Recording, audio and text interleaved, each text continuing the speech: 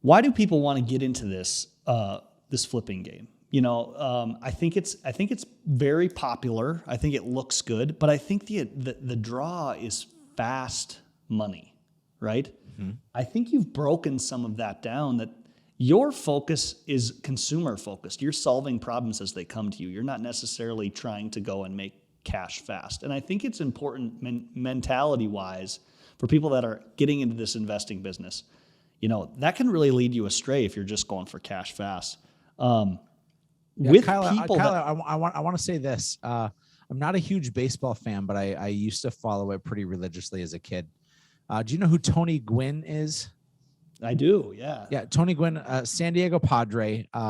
Tony Gwynn, I think, had one of the highest batting averages of anybody to ever play the game. But he was at the same time in which Barry Bonds and Mark McGwire and all these guys that were juiced up were hitting home runs. And Barry Bonds and Mark McGwire got all the attention because they were home run hitters. Tony Gwynn hit base hits and hit nothing but base hits over and over and over again. If you've seen the movie Moneyball, it was always about your on-base percentage. It's that kind of mentality when it comes to flipping homes that I've subscribed to. I just want to hit base hits. I want to be a Hall of Famer in this by hitting base hits because I don't have the emotional fortitude nor deep enough pockets to just be a home run hitter. And that's what we are seeing in media. TV is meant to glorify and exacerbate these things. And so that's what you're seeing on HGTV are these huge, huge swings. But the reality of the worlds that we live in are that these base hits are going to make you a Hall of Famer. Man, that is such good advice. And I hope that's heard. I hope that's a nugget people are writing down. And when people are looking at this, like I said, people listening right now that maybe have a deal identified or they're analyzing one, what are the things that stick out to you? Because I didn't hear you talk a lot about, if the house has a big backyard, or, it wasn't a lot about the house. It was kind of more overall is kind of how you've pictured some of these. And then, obviously attacking it from a number standpoint, but for people that are analyzing deals, what do they need to know? What do they need to run? I think a wholesaler or somebody who is a house flipper, they're looking at the actual house, the address, the location, the demographic. For me, I look at the seller. And for me, that's who I serve, right? And I have a fiduciary responsibility to do what is fundamentally best for the seller. I will educate them on the different choices that they have, but ultimately, whether they list with me or they sell to me, I just want what's best for them. And I mean that with full sincerity.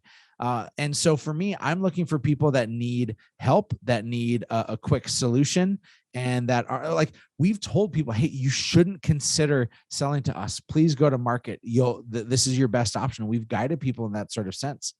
Now, if I were to create a true demographic of the seller that's going to say yes, is somebody who has a lot of equity in the house. They've probably lived there for 20 plus years. This is probably going to be a boomer, somebody who's older in age. Oftentimes it's somebody who doesn't have a spouse. And so they've either been single from never being married or divorced or widowed. And so they're dealing with undue amounts of stress. That's our traditional seller. However, we have sold to, I've bought the home of a 30-year-old that relocated and everywhere in between. So I can paint whatever picture. The houses, I see newer houses. The one I bought that was the newest, I think, was a 2014 house. The oldest I bought is a 130-year-old house. So it's a whole spectrum. If you were to develop, and I want to go to your original question, Kyle, and that is, what is the game plan for this, or what are the things that you need to look for? Is I think that you need to try to find a house that needs a little bit of TLC. Avoid the home run, really.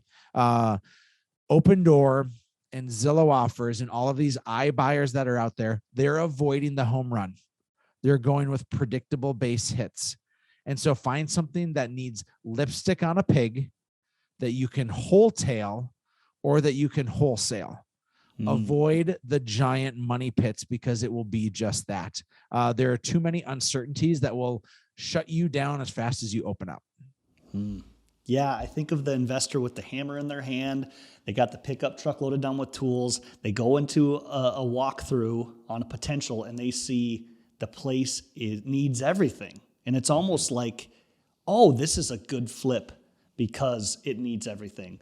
When in fact, for someone to accurately quantify what that place needs on a walkthrough or before they're opening up walls, I mean, I'd like to know that person. But you're saying that could be a home run for someone, but that also could lead you to the stress you've talked about in some of your stories here. Whereas you're saying, hey, let's have, and you've used this analogy, Erik, let's have a pasture with several cows instead of one cow that we get all our milk from. I think I butchered that, but you get what I'm saying. Yeah, I'm not. Yeah, sounds tasty either way. Yes, yes. And I want to touch on this part. And Erik, I'd love to hear your comment on a big picture, because with Passive 25K group and the Passive 25K podcast, we have a lot of people that are pursuing passive income in order for lifestyle, in order for longevity, legacy. They want assets where time is on their side, that are creating money while you sleep in perpetuity. And when we're talking about flipping, it's contradictory to that. It's transactional.